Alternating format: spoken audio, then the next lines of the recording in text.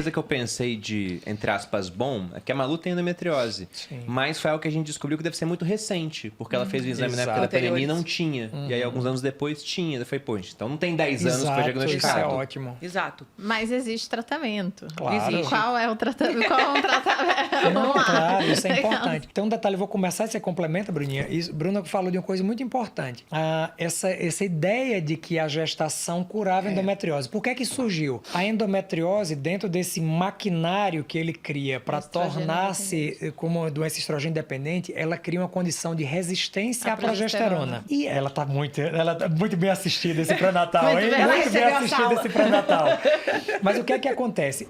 Durante o ciclo menstrual, imaginando um ciclo de 30 dias, que é o mais comum, os primeiros 15 dias do ciclo não tem produção de progesterona. Depois da ovulação, a progesterona é produzida, em níveis até mais ou menos 30. Durante a gestação, a presença da placenta produz de 30 a 300 vezes mais progesterona. Então, ela consegue vencer na marra a resistência à progesterona. E é exatamente por isso que existe, sim, uma tendência a pacientes que têm focos pequenos, eles somem durante a gestação, porque apesar do estrogênio também ser produzido pela placenta, mas a progesterona, que sempre foi produzida em pequena quantidade, ela é muito produzida, então ela consegue equilibrar. Vai na força do ódio.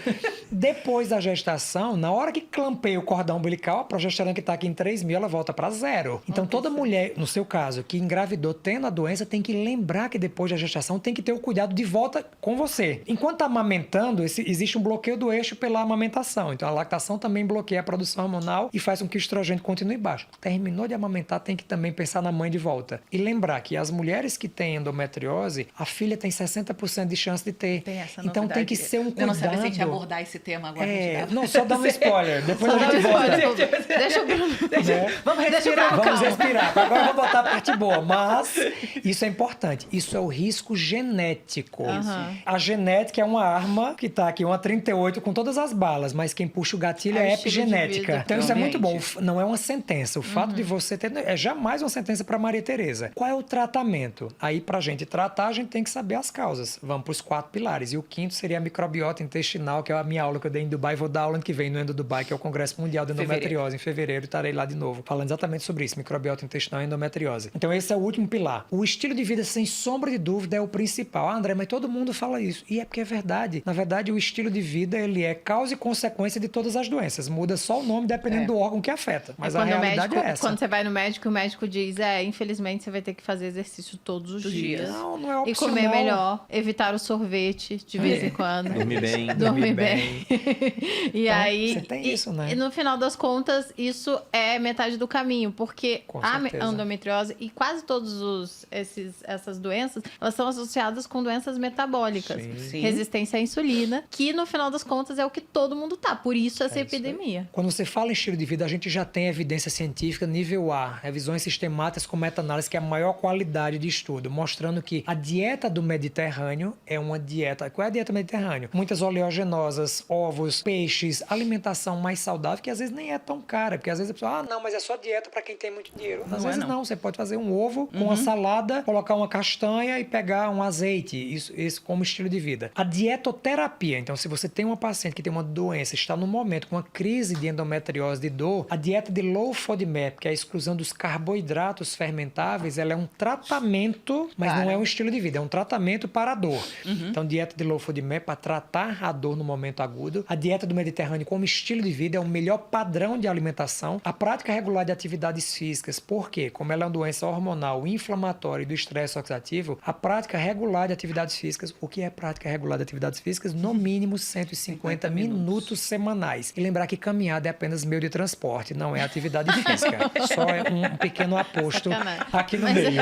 É melhor que nada. Se você não fizer nada, começa por aí. E aí, cuidar da microbiota intestinal. Então, hoje, o intestino, ele tem ganhado um holofote muito importante, porque a própria quantidade e a proporção de cepas de bactérias que você tem no seu intestino, para a endometriose, está totalmente ligada, porque existe alguns genes dentro do intestino que produzem estrogênio ou desconjugam estrogênio. E isso está ligado ao que você come, porque se você come alimentos embutidos, enlatados, industrializados, você seleciona um tipo de microbiota, um tipo de bactéria intestinal que gosta disso. E as bactérias que gostam disso desconjugam mais estrogênio. Então, o estrogênio que era marcado para célula eliminado nas fezes, ou seja, abrir o ralo para determinar que saísse aquele excesso de hormônio do seu corpo e não estimular os focos da doença, essas bactérias fecham o ralo e fazem com que esse hormônio ele continue circulando. Então, a alimentação entra porque o que você come é o que você seleciona dentro da sua microbiota. O que mais, Bruninha, aí? Eu acho que falou tudo. E o sono de qualidade, sono porque de qualidade, interfere, porque cortisol muda também, né? Ali da crononutrição, né? Isso Exato, é importante. a crononutrição e a associação. Você falou de dieta, de antioxidantes, você fala de suplemento, dieta, né? suplementos. Você fala muito bem disso nos seus Eu ia cursos. falar essa questão da dieta do Mediterrâneo é interessante, porque quando a gente vai falar sobre a importância de fazer a dieta adequada, assim, mas a gente não tem tantas evidências para a dieta do Mediterrâneo. Eu falo sempre quando a gente for procurar a dieta do Mediterrâneo, a gente deveria botar todo mundo no Mediterrâneo.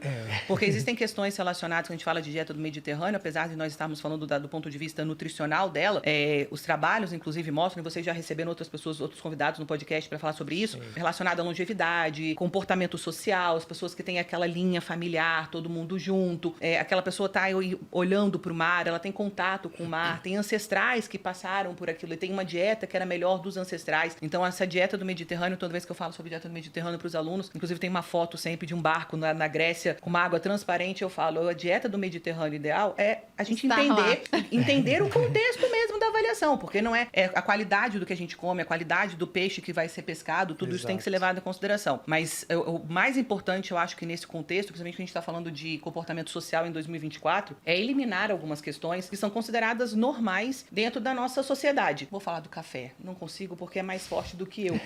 E por exemplo, o consumo excessivo de cafeína, que está embutido, e a cafeína é um fator de risco para endometriose. Sim, acima de 50 gramas. Acima de 50 gramas. E a gente está falando Ou seja, qualquer coisa. 50 gramas é o nada. Dá 2 expressos, mais ou menos. 2 expressos? Não, pessoal, só em reunião, assim, ao longo do dia. É uma Você toma uma garrafa, fácil. 1 litro, né? Fica garrafona e é fácil de tomar. O café é uma questão importante dentro da nossa sociedade. Chá verde é importante dentro da nossa sociedade, porque são fitoterápicos que entraram como se fossem... não, porque a gente tem trabalhos que mostram que eles são bons, mas eles são utilizados de forma inadvertida em grande quantidade. Pro homem também é ruim? Também.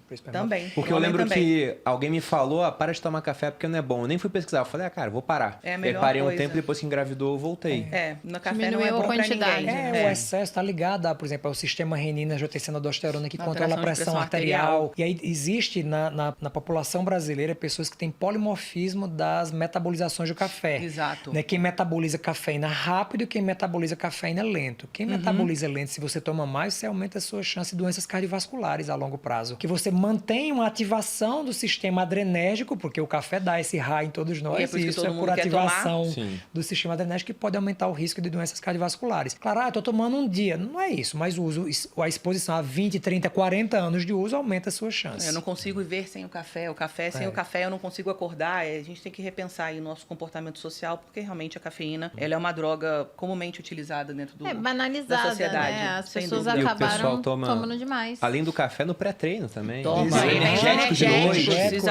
Exatamente. Aí associa com o Venvance, porque também não tá... Né? Não tá fácil, aí vai né? juntando, vai juntando uma coisa, vai. Aí pega um Red Bull no final. Exatamente. Não é retirar embutidos, retirar esses, a gente falar de colocar, as pessoas ficam assim, eu vou colocar. Eu falo, cara, você fazer pequenas modificações no seu dia já fazem uma diferença gigantesca. Ajusta o seu sono. Exato. Em vez de dormir 11 horas da noite assistindo série, você ajusta o seu sono, obriga-se.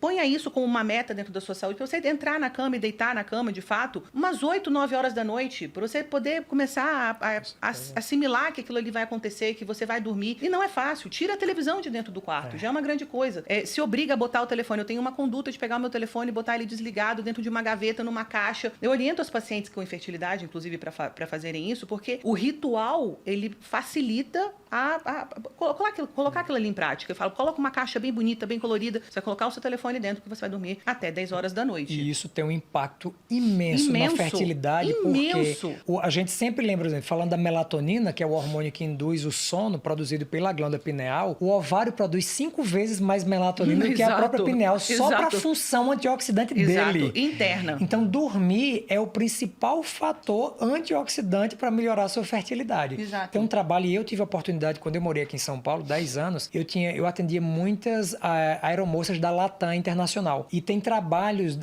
na Universidade de Londres, mostrando que a exposição na estratosfera, eu não lembro qual é a ionosfera e estratosfera, que elas ficam expostas ali, e a alteração, né, do ambiente, dessa cronodisrupção, de você não dormir na hora certa, não saber o que é dia e noite, sono, vigília, impacta imensamente na fertilidade. Eu tenho muita dificuldade de conseguir engravidar, de ajudar a engravidar. Vou refazer, porque não minha esposa, quando chegar em casa, eu tô frito. De ajudar que este casal engravide quando existe alteração, especialmente trabalho noturno. André, mas eu vou pedir demissão porque eu trabalho noturno? Não é isso, mas se você puder... Mas deveria. Entre o ideal e o possível, existe uma linha tênue incrível. Talvez seja dependendo do nível de prioridade que a Claro, pessoa dá exatamente. para a questão de engravidar, né? Perfeito. Ou se você faz isso é uma realidade pra você, então é isso, mas vamos tentar minimizar os outros. Então, o cenário que se apresenta, a gente vai tentar minimizando os riscos. Então, se eu trabalho, eu tenho um período noturno. Isso funciona, você falou de aeromoça, isso funciona pra médico, pra enfermeiro, pra lixeiro, pra quem trabalha, enfim, policial. Todos os empregos que têm trabalho noturno estão cientificamente comprovado que alteram a fertilidade. Infoprodutores que ficam lá fazendo live 10 horas da noite. Esse povo é doido. Temos 4 nessa mesma mesa. Exatamente. Mas de noite, gente, 10 da noite... Hoje em dia a gente já consegue. Exato, a gente tem que... E isso tem que ser um policiamento direto. Sim. Não pode, eu acho que eu vou fazer. Trabalhou no período noturno? Controla a dieta. Diminui o consumo de cafeína. Aumenta a atividade física. Não come o biscoito recheado, o suco de caixinha, o excesso de açúcar, porque o trabalho noturno inevitavelmente leva ao aumento da vontade de comer carboidrato por conta da elevação do cortisol e da resistência à insulina. Mas conscientemente fazer as escolhas. Porque tem coisas que você não vai conseguir fazer nesse momento. Mas tem coisas que você pode tomar essa decisão. E tem coisas que você vai ter que tomar a decisão. Não adianta, eu tenho 28, tá tudo bem e agora eu não tô pensando em engravidar. A gente acabou de falar que todos os óvulos estão dentro de você, desde que você era um bebê dentro da barriga da sua mãe. Então alguma coisa vai ter que ser feita para você querer engravidar. A programação, né, para isso. Exato.